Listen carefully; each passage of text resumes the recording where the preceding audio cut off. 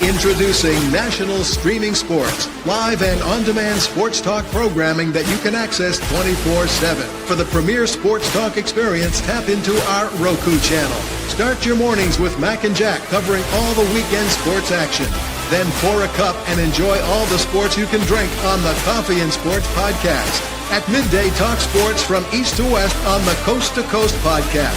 Followed at night by some hot girl talk with Prim and Proper Sports featuring Sonia Pearson. Talk boxing on the Gloved Fist. Yankee fans tune in for Start Spreading the News. And there's more on the College Sports Huddle and Sports Scope with Robert Butler. There are 20 podcasts in all and 70 weekly shows, giving us a 3.4-star viewer rating. To find us on Roku TV, search for National Streaming Sports on the Roku search bar. Click on the logo and you're in. National Streaming Sports, live and on-demand sports talk for America.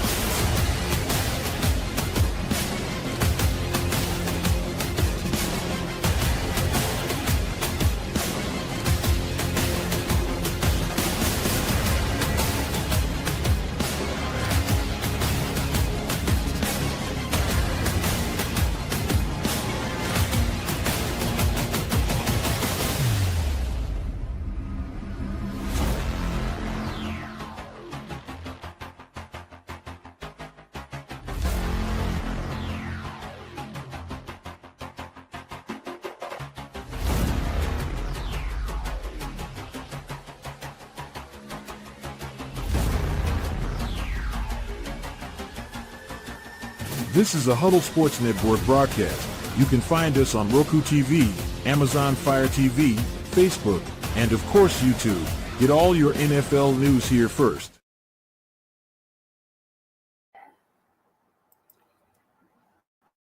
You're watching National Streaming Sports. Over 20 podcasts, 70 shows, and a 3.5-star rating on Roku TV.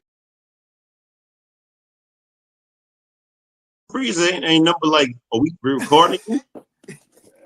Drew Brees. We are now. You recording the break. Because I want folks to know I'm sick of Kevin. Jay Train is going to be talking about Drew Brees for a very long time. At least I can talk about him, brother. How many quarterbacks you talking about in your organization? You told him great value. Eli Manning's a little bit iffy. Go ahead. That halo is perfect. Eli has two in the halo. Two. Big ones, that's true. Big ones. He did get over on Tom Brady. Yeah, he did. No, right. but Twice, Brian. So bad. They got quarterbacks that go out on. He just didn't get over into the Hall of Fame. That's about it. Listen. Marcus Mariota abandoned the whole team. He went out, never came back. They didn't even know they were looking for him, calling his house.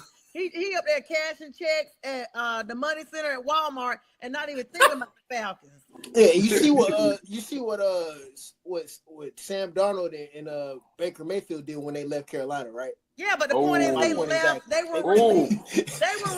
Marcus Mariota went AWOL on y'all. How about y'all do Bryson Simon? Taylor Heineke, Desmond Ritter.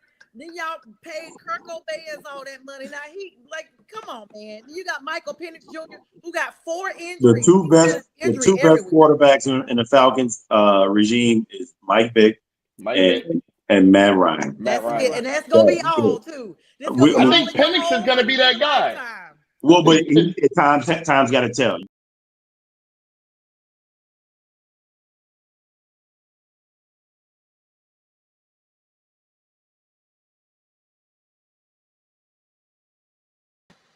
Good evening, everybody, and welcome to Prim and Proper Sports. I'm your host, Sonia. I hope everybody's having a great Wednesday, this pre-draft Wednesday. Can y'all believe we are finally done with all the NFL draft talk? And tomorrow, this time, we will be streaming our live stream of round one. And we will know who has gone in the top 5 picks at least by the time this show airs on tomorrow.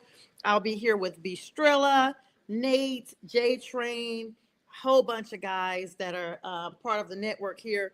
We're doing a live stream of the NFL draft. I hope everybody's doing good tonight. I hope that everybody is staying safe and just enjoying beautiful weather. It's spring. Spring has sprung.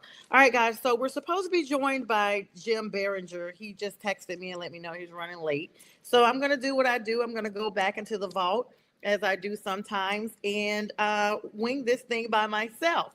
Make sure you guys download the Roku app. Stay tuned for all the sports that we have, 24/7 sports without the cost of cable.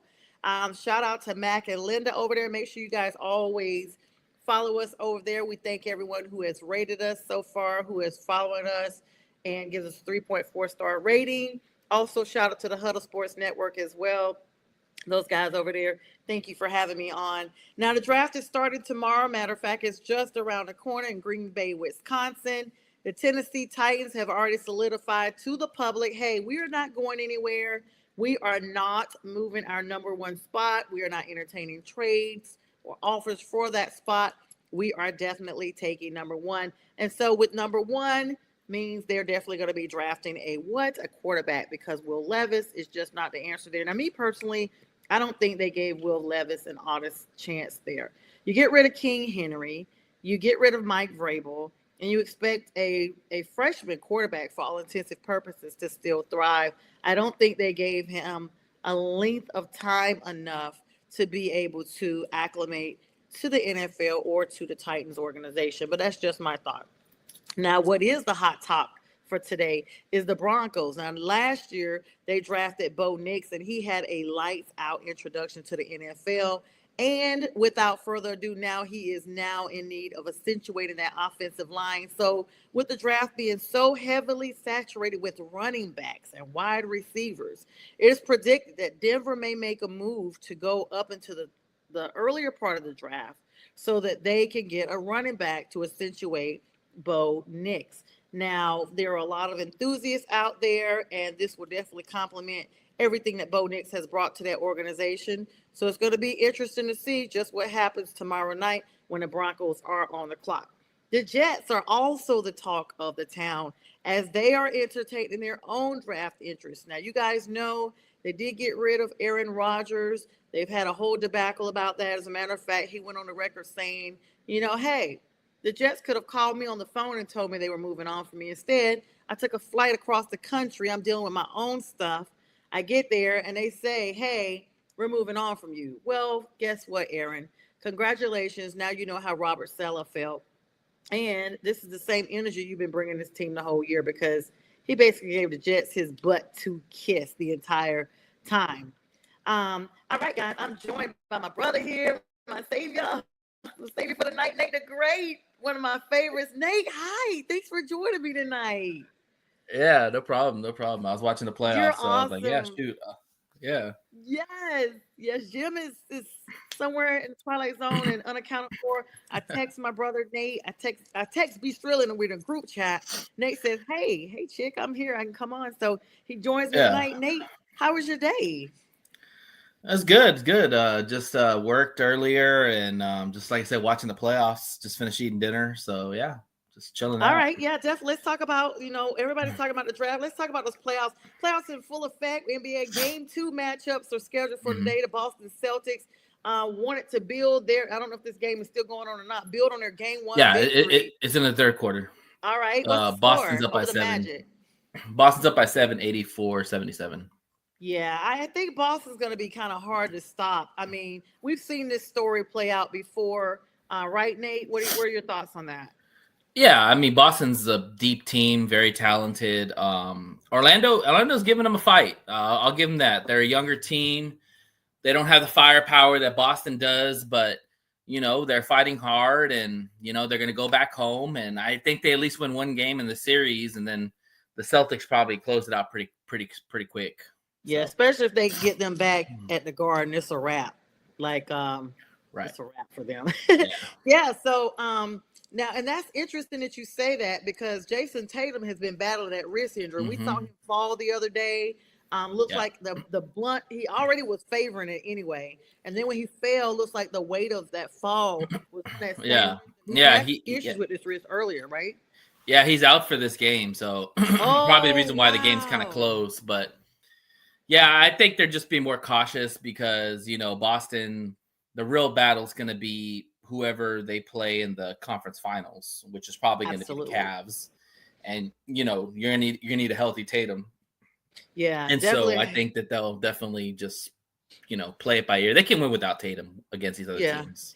Especially with the Magic, right? I mean, barring any magic happening. Another they're a lesser competition, but it's still fun to watch. The games are pretty close. Yeah, this is the exciting time of NBA for me. This is when I start really tuning in because before you know it, it'll be May, then June, and we're in finals, and it's like, oh my gosh, we're getting ready to crown the next champion. I mean, exactly. Cleveland Cavaliers are hosting the Miami Heat, and they have a 1-0 series lead as well. Yeah, and I think Cleveland's pretty much bulldozing right now, Miami. So yeah. Again, I think it's going to be a crash course with the Cavs and the Boston for the champion for the rights to get to the finals in the East side. Because both of those teams, both of those teams are playing at a very high level. I don't see anybody else really challenging those two teams. So I think they're on a crash course. I was going to ask you about that. Now let's switch gears to the West Coast, the West Division, that is. The Warriors are looking good. I mean, Jimmy Butler out there situated, Draymond Green, Steph Curry. They are on the road with game 2. Yeah, they play tonight. Game 1 lead. Yeah, another young team that's going against a very veteran, experienced team with Steph Curry. I think the Rockets probably win tonight to tie it up. But I have the Warriors winning this series just because experience and Steph Curry is your closer. I don't think the Rockets have that kind of guy yet. Yeah. They're still a very young team and they haven't really been in the playoffs. In fact, I don't think any of the young guys have even been in the playoffs. Yeah, that's what I was going to say. They have not gone, and that's a very young team. And sometimes, you do want youth because that gives you your energy, that gives you your stamina in the game. But experience, veteran experiences, I mean, the Warriors. In the playoffs, you don't want too much youth. You want more experience and more vets because they've been there before. And when the games get tight, you want those vets because they're not going to have a deer in headlights situation as a young person would. You know what I'm saying? Yeah, like act like you've been here before type stuff. Now, when we look at all that Timberwolves and the Lakers game, I mean, we've seen LeBron have his fair share of things. Game 1 Western Conference matchup over the weekend. The Timberwolves, of course, took care of business. I mean, they routed the Lakers 117-95, even though Luka Doncic really had a solid performance. Yeah, I mean, the Lakers did play last night too, and they evened the series. But that first game was definitely a blowout for sure on the Timberwolves side. And now they go back to Minnesota, and we'll see. I don't count against LeBron and Luka Doncic on the road, even so, because those guys have been there before. Again, vets, experience, and all that. Though Ann Edwards is going to make it tough, but I have the Lakers. Yeah, I have the Lakers winning in 6. Okay, I was just about to talk to you about that because I was pulling up some of our screenshots that we've shared in the chat. And, the first start, Luka showed every reason why Nico Harrison traded him. That's according to Skip Bayless. Do you agree with that? No. Nobody gives Skip any credit anyway. Let's be clear. Well, Skip's a Dallas homer. I mean, listen, I get it. He claimed to be out of shape or maybe not vested. I think the reality is that they didn't want to pay him all that money. He was due north of about $300 something million. Yeah. And he's the type of player that he's not as driven as a LeBron. He's not driven as much as some of these other great players like Steph Curry. some of the greats, he's not wired that way. It's like Joker. Joker's the same way. Joker's a very good player, but he's not driven or wired. They just play their game. And the thing with Dallas is that he doesn't play defense. That's one. And when your best player don't play defense, that's a problem. Right. On top of that, you got to pay him $300 million. And if you got a guy who is still young, but it's not as driven as some of these great NBA players, you got to ask for more in the trade. There's no doubt about that. Mm-hmm. But I can see why Dallas kind of moved off from him. They just didn't get enough for him. Like the Lakers basically stole that deal. Yeah, that's what I mean. Talk about a Dollar Tree versus Walmart kind of deal. And what's up, Pink? Pink Fanfare, of course, the lady behind our reels, as we always talk about her. She's saying hello tonight. She's draft 2025. We wanted to plug in that information real quick about the NBA while we were, at a small pause here. How are you feeling about the draft? We can switch gears back. I'm glad it's over tomorrow, or at least the first round is over. I'm so tired. Like I think today I just was enough. I've been listening to this. I listen to a lot of talk radio when I'm working. Oh yeah, or sports radio, and I have been listening to sports radio for almost 3 weeks about the draft, and it's the same stories. Where's Shedeur going? Why is he going there? This draft is this and that, and what these teams are going to do and all that. And I'm just like, listen, I'm just ready for tomorrow to be over with. It's all the guesswork. Yeah. It's all just like, it's all smoke and mirrors. Mm-hmm. B said it best. Like, I mean, he's a very blunt person. Like he doesn't, he says he doesn't believe anything until it happens, which is fine.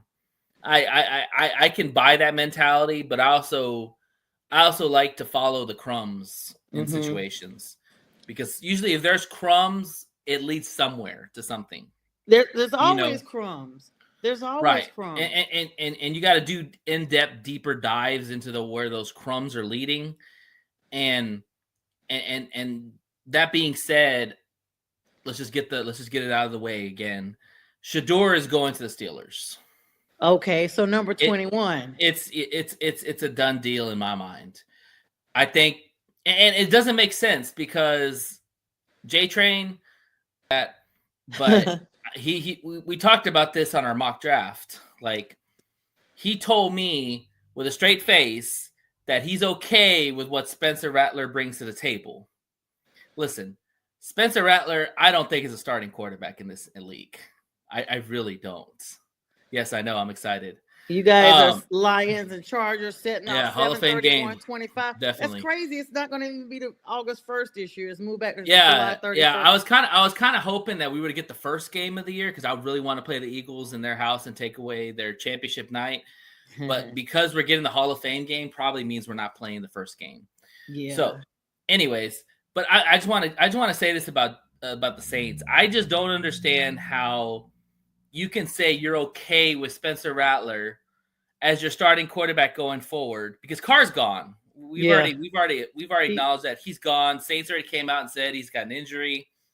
He's getting his way out of New Orleans. But they're saying he faked that he may have faked that. Well, either way, he's not going to play. Right. He's not going to play this year.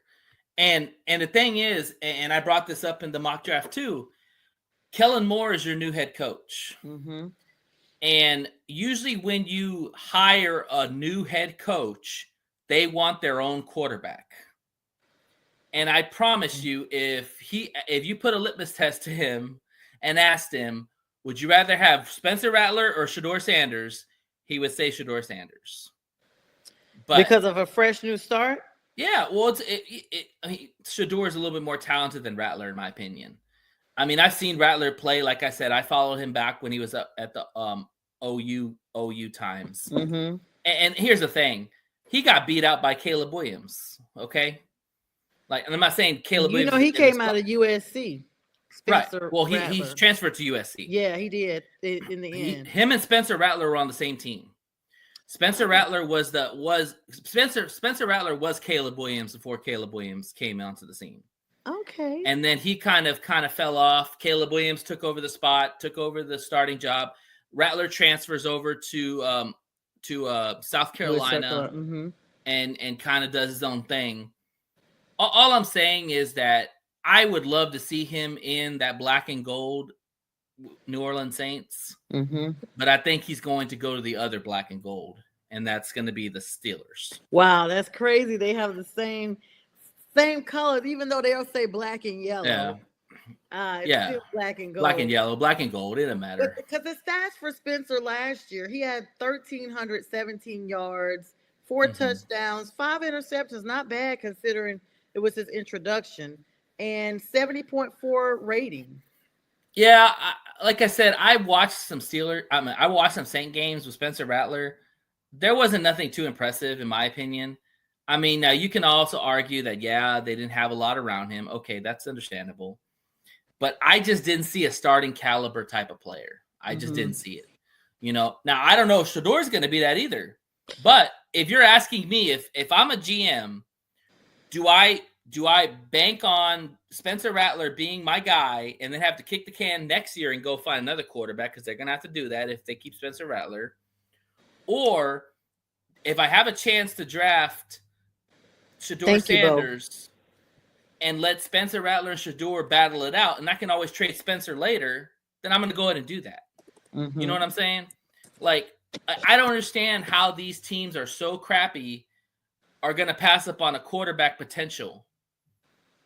Because, dude, you need a quarterback. Like, the NFL is won by quarterbacks. I don't care what anybody says. Yes, defense does win championships, but you don't get anywhere without a decent quarterback, period. He was ripped today, or it came out today. Shador Sanders was absolutely ripped by some anonymous coach, assistant coach. I heard about his quote. They said what interview ever. Yeah. I'm going to say something. The draft. Okay, go ahead. No, I was just saying the day before the draft. And real quick, some little breaking news here. Free agent DeAndre Hopkins is scheduled to visit with the Patriots next week. Wide receiver out of the Cardinals. I didn't even realize he was a free agent. That's a little bit of breaking news. He's going to be visiting with the Pats next week. He was with the Chiefs. Network. He was with the Chiefs in the championship, but didn't really do anything. One time he had a chance to catch the ball, fell, or Patrick Mahomes missed him on a wide open play. Yes, that's why I was like, this is a different D Hop. When I saw that, I was like, this is a totally different D Hop. He's talking about Hop for real, Hop. Yeah. I want to say something about the Shador situation. Like, and I've kind of said this. I've kind of said this already. So, people don't want to make this a race thing, but it is a race thing. It is. Because I've never seen a black quarterback get ostracized and thrown under the bus so bad in my life that people act like this guy is just the worst person in the face of the earth. And the thing is that part of it's Dion. Okay? That's what I was going to say. It comes from Dion. Yeah, it does. Because Dion's cachet has rubbed off on Shador. Okay? Because if you listen to Shador in his interviews, he talks like his father. But here's the point I'm trying to say. A lot of these people that are coming out with these remarks and these, he's the worst interview I've ever seen in my life, BS crap, whatever it is. I'm willing to bet, Sonia, they're probably white people that are doing these comments. And the thing is that, like I said, they probably do not like Dion. They don't like Flash. They didn't like the chains. They didn't like, hey, this is me coming out. Like looking in college when that one coach called him out for wearing shades. Yes. Dan Lanning called him out for wearing shades. Exactly. Oregon's coach. Right. But again, a white guy calling him out because of what he's doing. Who cares what he wears? The you want to wear shades? Wear shades. Who cares? Yeah, the flashiness. He didn't say nothing about his gold whistle. You know, right? I forgot about but I mean, that. the thing is that it's just and I know Cam's black too, but Cam is not Shador. Okay, and when I say that, is Cam is more of a low key, quiet dude that probably came from more humbleness because of the fact of where he came from. He started at Washington State. He went to Incarnate Word, and then he went to Miami and balled out. So his trajectory has been a little bit different. Okay, Shador came from HBCU, Jackson State. Okay, and then he came to Colorado with his dad. You know, and the thing is that I don't understand why there's so much hate for this guy. Okay, he's cocky. Well, I kind of want a cocky quarterback. I'd rather have somebody I need to bring down than somebody I have to bring up. That's true. You know? And he's got strong character. Everybody said he's got a strong character. Okay, he can play. I'm not saying he's going to be like Patrick Mahomes or anything like that, but the guy's got skill. He completed over 74% passes in college, 4,000 yards in a Power 5 conference. So, I mean, his numbers aren't bad, and he did it really with nothing around him, which is even more impressive. Yeah. He didn't have anybody. Pink says it's like Cam. I think she's talking about Cam Newton, the hate that he got. I mean, you got to compare, and it's just so ironic, like she's saying, you know, so I think she is talking about Cam Newton because she's saying preach. It's you hate to bring race into it, but you can't help but see it because, I mean, when it's not a black quarterback, it's called, you know, well, they're just that good. They deserve this. They're this. And then or even the stereotypical, like, oh, he's just a good runner. He can't throw. Yeah. Because he's black, he's a good runner. Like, they don't even say he can throw the ball. Oh, he can run the football. Like, that's it. Like, we know he can run the football. That's all we need to know. Like here's the thing, and I've always said this about black quarterbacks and white quarterbacks. So let's start with the white quarterback. With the white quarterback, they're not always blessed, gifted with speed, right? We can all agree on that. They have more arm mechanics. They know how to progress and all that through their passes and all that. And as coaches, they coach them up to go to progressions, throw the ball, throw it accurately. You know, if you can escape, go for it. But your thing is passing. And that's why they go to all those passing academies. That's why they go to all those trainings and all that, because they're working with people on their passing skills, right? Okay. So if you're a black quarterback in high school and you're fast as hell, what do you think your coach is going to tell you to do? Son, I want you to run the ball. Yep. And outrun everybody. Everybody. You got the legs that God gave you. Go run and go give me some touchdowns. And that's all that matters. Don't even worry about throwing the ball. Don't even worry about your progressions, nothing. If that thing breaks down, you go. Right. And the thing is that they never really learn progressions. They never really learn to stay in the pocket and throw accurately. It's all about, hey, if I got my feet going and the pocket breaks down, I'm gone. You know, I can outrun this whole defense. As much as people have been speaking against him, and now this NFL coach or assistant or whoever it is has come out, Matt Rule, former Carolina Panthers coach and Nebraska coach, actually has Shador's back. He said, I would take him at 3 without a question. I think he's tough. He said you can actually quote him on this, that when they played them, he took 12 hits. 7 of those hits were sacks. And he's accurate and smart. And he sees the coverage ahead of time. He can run if he has to. And he's gone to 2 places that haven't won, and they won. That would be Jackson and Colorado. Yeah. And he said, here's why. Want that. And you want that in the leader. He's the guy who can handle the spotlight in New York. He's the only person that's raised from childhood to know to handle the spotlight because of Deion being his dad. Who are some of the greatest quarterbacks in New York? Broadway Joe and Eli Manning. Shador was trained at the foot of his dad. He's got a completely different demeanor. The spotlight there in New York is so large that he thinks that he'll crush it. And, you know, that's something great to know that an opposing coach, one of your rival coaches in your college time, in your own conference. Yes, and had his back to shush the naysayers. But I'm like, we've been hearing that his attitude was not good all this time. Why say this, the night before? Like, who cares? Who cares at this point? He's not. Well, that's what I'm saying. The haters out there on Shedeur, whether they don't like him as a person, they don't like his daddy, whatever that is, they all come out right before the draft. It's like politics. Like you really don't hear stories until the election comes near. Right. Because they want to sway those people that are on the fence. Yes. Exactly. And that's all they're trying to do is they're trying to put all this narrative out there right before the draft so it sways some of these other people who are going to be making the decisions. I'll tell you right now, and I've heard this from multiple people that I listen to, New York is split on Shedeur. Mm-hmm. There's part of they say that the owner wants Shedeur. I'm sorry. The owner of the GM wants Shedeur, but Dable, the coach, he wants Jackson Dart. And so they're split. Like, so New York is in a win now situation because if not, Dayball won't be there next season. And that even with Shedeur, I don't think they can do a win now.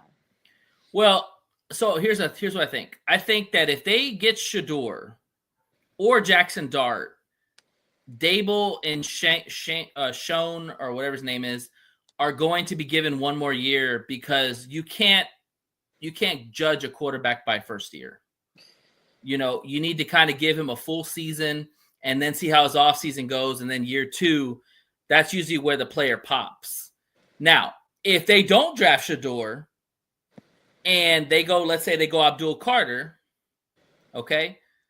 And let's say if they don't take Jackson Dart and they take some other lower quarterback, then, you got a point that, the clock's ticking on them because you went on and got Russell Wilson, who should be able to be decent for you. And then you got 30 for 30 Jameis Winston behind him.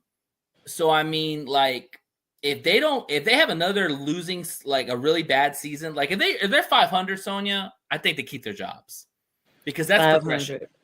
But if they're 17 games, so 2-6, 2-15 or something like that, or 3-14, they're getting fired. There's no doubt. New York will not put up with that fan base. The fan base in New York will not put up with that kind of mediocrity. That's not even mediocrity. That's crap. It's horrible. Yeah. And so, like, I don't know. Like, the Giants are a real wild card, but from what I'm hearing, they're moving past Shedeur. And it's probably going to be Abdul Carter, and then they're going to try to trade up and get their quarterback in the first round. So they'll probably trade with some of these teams at the bottom, maybe us, to try to get up and get Jackson Dart. Which is crazy. That's what I'm hearing. I mean, because they've just taken 2 veteran quarterbacks, and they still got DeVito there. I mean, you're not going to have 4 roster full quarterbacks. You're going to move DeVito to the practice squad or try to trade him while he's got some capital. Let's be honest. DeVito might get cut before the season starts. I'm sorry. It was a good story. It's not going to happen. Yeah, I don't even know if it was a good story. I mean, it's kind of a funny story the way he kind of came into the NFL. Winston's deals and stuff. It was crazy. Winston's deal's not that expensive. They could move off of Winston if they wanted to. So, but the thing is that they have their starting quarterback for 2025. It's Russell Wilson. Mm-hmm. Even if Shedeur comes in, Shedeur's going to sit behind Russell Wilson. Unless Russell Wilson just stinks it up, most of the season, and they finally throw in Shedeur or something like that. But okay, go ahead, Nate. Then I'm gonna ask you. No, you're good. You're good. Go ahead and ask. So why not like Pittsburgh? They need a quarterback. They got rid of everybody. I know they got picks up there, but my point is, I'm not sold on Pickens. Okay, right. Yeah, and Pickens could get traded. There's a possibility of that, but that's what I'm saying is it's going to be Pittsburgh. I think the more and more I hear and follow the breadcrumbs, why Aaron Rodgers has not signed with the Steelers, I think he thinks that Shedeur is going there.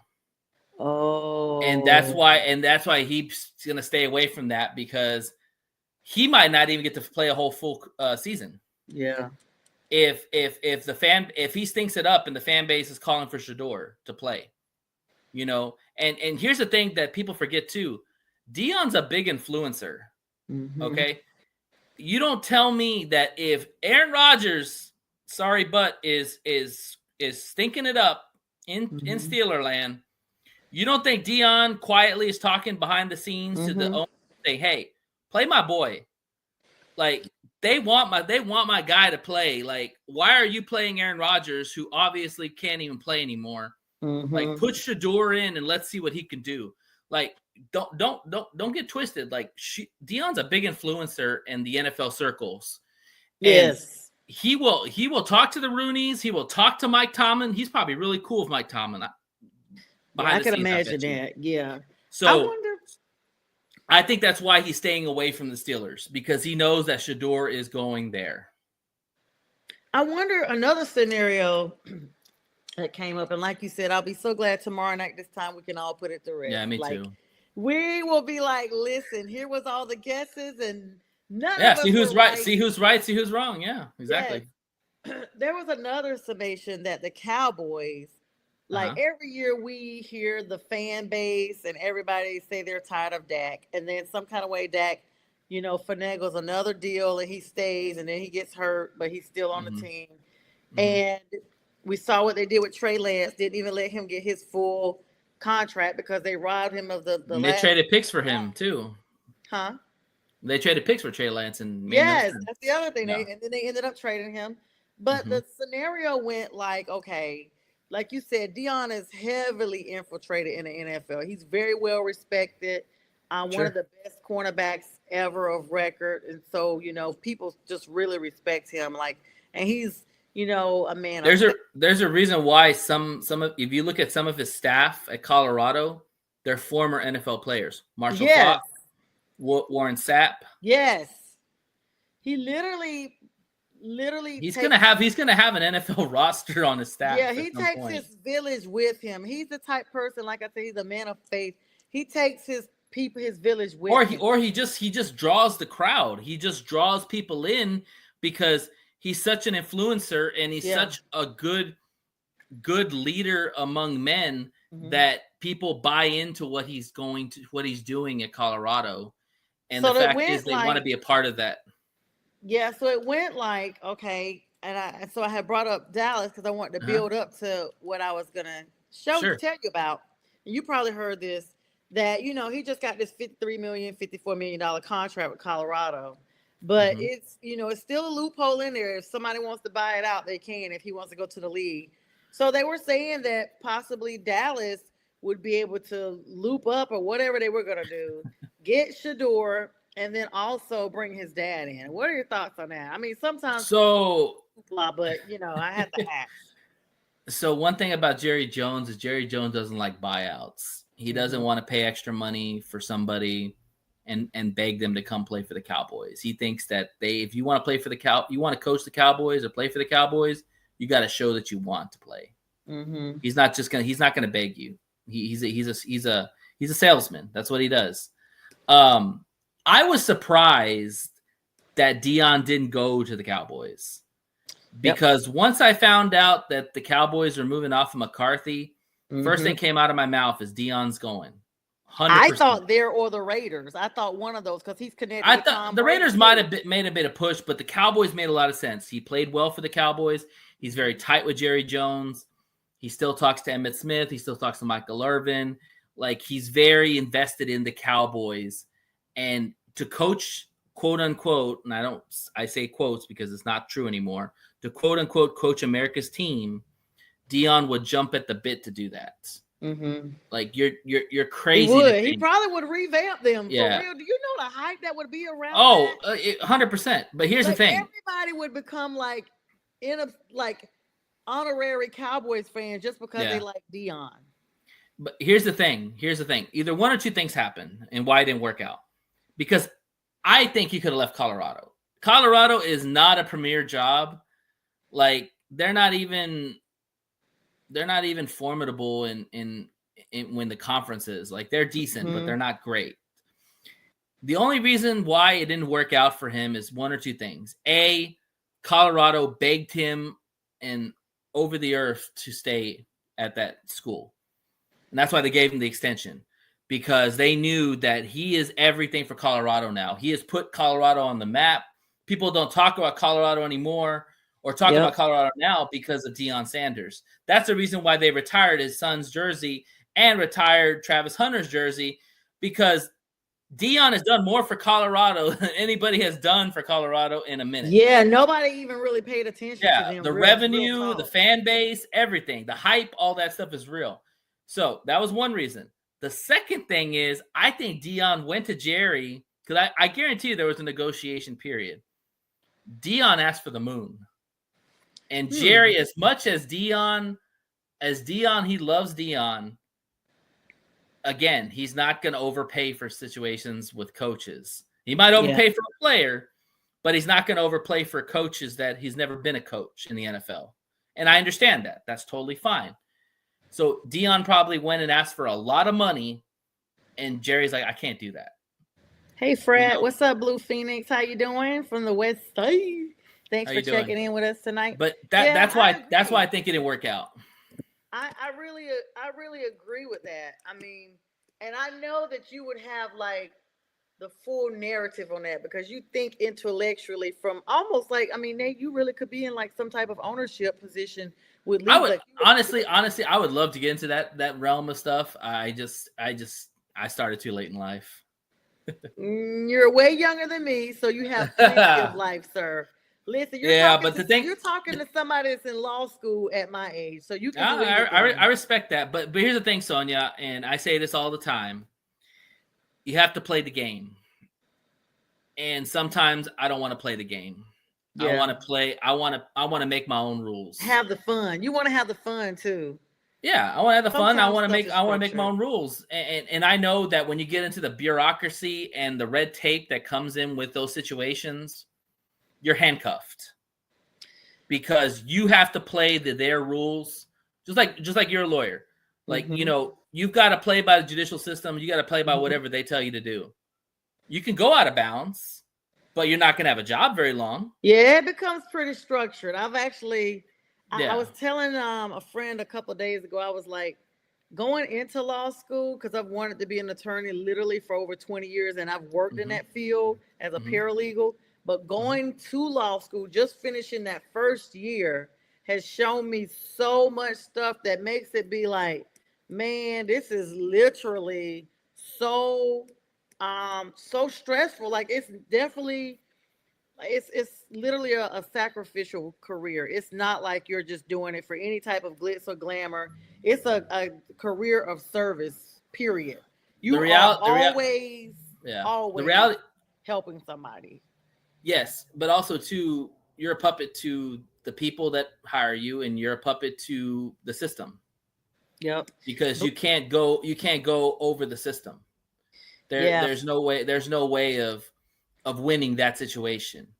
Sometimes it's not to make it. You can make your own game and rules, Frat, but it just depends on where you're playing. Because you can play the game. You can play the game on a playground and make your own rules. But if you're playing in a league, you're not making your own rules. And there's another thing you were saying about how me kind of being intellectual and aware. I also do a really good job of reading the room. Mm-hmm. So when you read the room and understand the situation, you're going to make better decisions. Mm-hmm. And like you said right now, you're reading the room, you're seeing what this is all about, and really where you're going to fit in the grand scheme of things when it comes down to, you becoming a lawyer, and how much power and how much push you're going to have. And the reality is you're not, because you're basically representing somebody else, and they're telling you what to do. Like, hey, I'm paying you.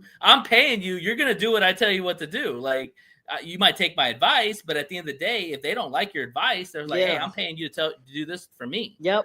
You are the legal mouthpiece for everybody. And speaking of legal mouthpiece, we got about 15 minutes left. I do want to talk about some MLB news. So the MLB is trying to make a push for India. That was a shocker for me, Nate. I mean, I know that we're getting a lot of stuff. India, the country? Yeah. Oh, wow. We're getting a lot of stuff for different sports trying to go to different countries and what have you. Meanwhile, you also have the breakdown of TNT, NBA on TNT, which is a heartbreaker. That's going to be big because that's a slogan within itself, the NBA on TNT. Run through some MLB scores real quick. Then we're going to talk about that TNT NBA thing. MLB, the Tigers win the series. Reese Olson pitched a stellar 7 out of 1 and 3 scoreless innings, leading the Detroit Tigers to a 6-0 victory over the Padres. That's a big win for the Tigers. That's your neck of the woods, Nate. Tigers been playing well. The Tigers were doing great. But Tigers been playing well. Yes. Yes. They are now securing the series win for that. Braves take the series. Hey, I'm wearing my Braves shirt today. Go Braves, go Bravos. Eli White's 3-run home run in the 8th inning lifted the Braves to a 4-1 win. Acuna's back too. Cardinals. Huh? Acuna's back too. Yes. That's the big thing. I was getting ready to talk about it next. Of course, Ronald Acuna Jr. is back. We are so excited. Welcome back. Hope he stays injury-free and does really good. He's had a really blowout season last year. So hopefully he stays healthy. Guardians debut, Zach Kent made his MLB debut for the Cleveland Guardians, striking out 4 batters in 3 innings against the Yankees. That is huge. Anytime the Yankees lose, that's always a good thing for me. Yes. And the Cubs have some roster moves. The Chicago Cubs signed infielder Nicky Lopez and selected the contract of pitcher Drew Pomeranz, making several corresponding roster moves. For the New York Mets, Brett Beatty hit his first home run of the season for the Mets, and Juan Soto, you guys know him, made a crucial defensive play, throwing out a runner at home. Those are MLB updates that I had to plug in. Did you catch any of those games, Nate? Not really. Honestly, baseball is my 3rd favorite sport. Same. But like right now with basketball, like the draft's tomorrow, but basketball is my full attention right now. I'm a big like NBA is my 2nd favorite sport. Football is number 1, basketball 2nd, and baseball's 3rd. But I am a Red Sox fan, so I mean, I've been following some of the games. I watch the Tigers play and all that. Yes. But right now, I'm full basketball mode right now. Yeah, before I got into podcasting, I was NBA, college basketball, like NCAA dudes. These are some of the best playoffs. Like they were talking about this on the radio. This is one of the highest rated playoff seasons in 25 years. Yes, and let me just plug in right now. Cooper Flagg has declared for the NBA draft. I don't know how I didn't get a chance to tell you guys about that early on. He is joining his friend who's already been in Knuckle. I never pronounce his name. Nepal. He already had declared. Yeah, Knuckle. And so now they both are in the draft. Those fans who raised $71,000 to try to get Cooper to come back. It was nothing. Cooper is going to enter the draft as the youngest draft in NBA history. I don't like it, Sonia. 18 years old. He will not be 19 until December. So he's got the whole year to be 18, Nate. Yeah. Listen, I understand, and congratulations on a great career at Duke. I would like to have seen him play a little bit more, but money does talk, and I understand it. The thing is, I'm worried that he's going to fall more likely into a really bad team. And if that team is not good, he's going to get a lot of blame. Doesn't matter how good he's playing. Yeah. Because the argument's going to be like, why aren't you making these players better? Like, you're supposed to be the great white hope and all this stuff I've been hearing. Like, you got to make these players better. And if he's not, and he struggles himself, Sonia, here comes the bus labels. Yep. And, you should have stayed in college. Like, this is what I'm talking about. Like, 18-year-olds are not made to play in the NBA. It's a grown man's league. And I hate that the NBA hasn't changed this rule, because they should at least stay in college for at least 2 years. At least 2 years. I thought so. We don't need more 18-year-olds in the NBA. Yes. That's what I feel like, because how can you not, like, I don't know. I always look at just the maturation of people in general. And the cerebral cortex of the brain doesn't fully form until age 28. So you are literally you're still little. You're a teenager. You literally are a freaking teenager. You can't even drink. Next year. You can't even drink. You can't vote. No, can you vote? Yeah, you can vote. You can vote. You just can't drink. Yeah, yeah. You just got your driver's license like 2 years ago. You're a novice. But one person that is a bust, Nate, and I have to bring this person in. They did not go into the league at this age, but Zion Williamson out of Duke. I mean, once again, another injury. It's not conditioned. He's only 24. He went to Duke. He's been in the league actually since 2019 and got All-American and National Player of the Year. I think that's the year he went in there. Let's see. 2019. So that makes him. He was right around 20. Yeah, he was about 20. But here's the thing. You just proved my point with Zion Williamson. Zion Williamson was one of the best touted players coming out of college. I mean, college. And everybody thought this guy was going to be big time. He's going to be a star and all that. And the reality is two things. A, injuries. He couldn't get past the injuries. But also, two, he went to a bad franchise that didn't know how to build around him, and he did not make his players better. Mm-hmm. And now you look at it, 4 years, 5 years into it, we're talking about him possibly being traded from the Pelicans because they have a new GM and a new president now. He's claiming Joe Dumars is claiming he don't have a mandate to do it though. He can do it. Right. Trust me. And I think the Pelicans are pushing really hard for it because 5 years, he's up for an extension at some point. We're not going to pay him that money because we can't rely on him to stay healthy. They're going to kick rocks and they're going to try to trade him. But that's what I'm trying to say is that with Cooper Flagg, I'm worried about that because if Cooper Flagg lands on the Wizards or the Hornets, those teams are bad. Yeah, really bad, garbage, and they're not constructed well from the front office either. Mm-hmm. So Cooper's going to have so much pressure to have to deliver every night. And Sonia, if he comes out and he doesn't deliver, I guarantee you the bust labels will come out so quick it will make your head spin. Mm-hmm. There'll be a lot of people saying he should have stayed in college. Because I hope not. And see, and it's not like it's so weird with the NBA draft. It's not like kind of like how the NFL is. Like we know there's teams that are lower rate that may get the allotment, but they're not like the worst team. But Zion Williamson, just to be fair, is 6'6" and weighs 284 pounds. That's a lot of weight. Yeah. He needs to lose weight way before he more came lean in, than for sure. that. Yeah. And I think his game could transition well to the NBA. But the thing is, like I said, how much pressure he's going to be the face of that organization at 18 years old. Because he's going to come in. Him to go to the Jazz. Well, yeah, another bad franchise. I mean, it's a better run franchise, but they don't have anything around him. Yeah. So I don't know. I just and here's the thing, Cooper's a winner. Like people don't understand this. When good players go to bad teams, they have to be honest with themselves and say, you know what? We're going to be bad for a minute. Yep. And we're going to take a lot of losses before we start winning. What kind of mentality do you have, or how does that affect you as your season goes throughout? When you're losing by 30 points and you're losing 10 games in a row, to where when you were in high school and you were in college, you didn't even lose back-to-back games. Right. People don't, again, this is, and I appreciate you saying this about me because this is what I'm talking about. People don't think about the deeper things that go on with being an 18-year-old and being the number one pick. Yeah, it's all glitz and glamour. Yeah, you get the bag.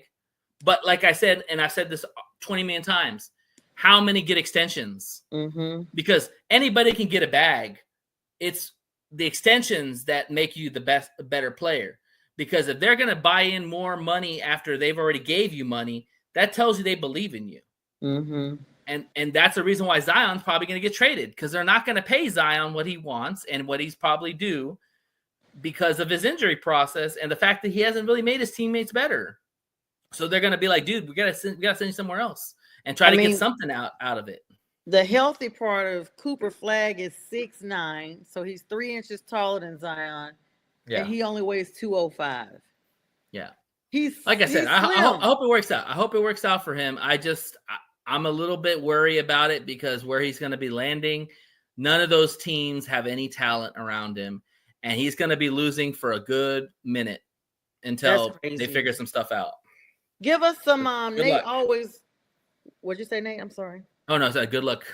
That's all. That's on. Always great to have you on, Nate. Give us some score projections you got going on right now. What's the updated scores that are what you're watching? Golden State, Houston just tipped off. It's 13-7, Houston.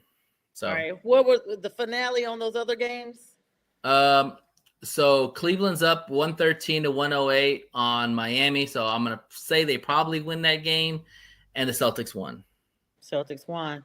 All right, Nate, tell our audience how to find you on the socials. We know you are the host of the One ASS Cheek Three Toes. Yeah. I'll just say butt. So One Butt Cheek and Three Toes. That is our show. We air on Sunday at 4 p.m. Eastern time. Pretty much just talk all Lions. We got a Jay's cooking session where he's going to provide videos and insight on some of our players, and then also too. We're opening it up to guests or have a forum where we can like talk shop, because right now in the off season, there's not a lot of big news going on, the Lions did have some news today. But yeah, just talk shop and yeah, you can find us on YouTube, One Butt Cheeks and Three Toes. And we're going to be collaborating with y'all tomorrow for the draft watch party. Super excited for that. Very excited. And then, like I said, Sunday, we're going to do a show Sunday at 4 p.m. Eastern, pretty much going to talk some Lions news. And then we're going to have an open forum for talking about the draft, how people thought their teams did, and yada, yada stuff. So check it out. Please check them out. And B. Strill is also your co-host on that podcast. Yes, B. Strill is also my co-host, and Jeremy Myrick is also. Germany. They're on, and JB is also with them. They're sometimes on 2 p.m. every day, Monday through Friday Eastern. JB. B has his show on 2 p.m. on Eastern time, on the Huddle Network. Correct. Absolutely. And they talk Detroit sports. Yes, and he's also now taking our 5 p.m. slot here on the National Streaming Sports Network. Yeah, because he's going to be changing. Yeah, because he's not going to be doing the day anymore. He'll be going to the afternoon. So but we got both you guys on both networks now on National Streaming Sports and Sports Network. Nate, always great to sit down and talk with you. Yeah, we'll do it again tomorrow, brother. The intellect is always on point. We thank everybody. Appreciate it. Love, comments. Thank you for joining me impromptu, Nate. Always a great time. We wish everybody a good night. We'll see you guys tomorrow night at 7:15. Go Lions. 30 p.m. For the draft. And as we say, go Lions, and I'm saying keep pounding. Hey.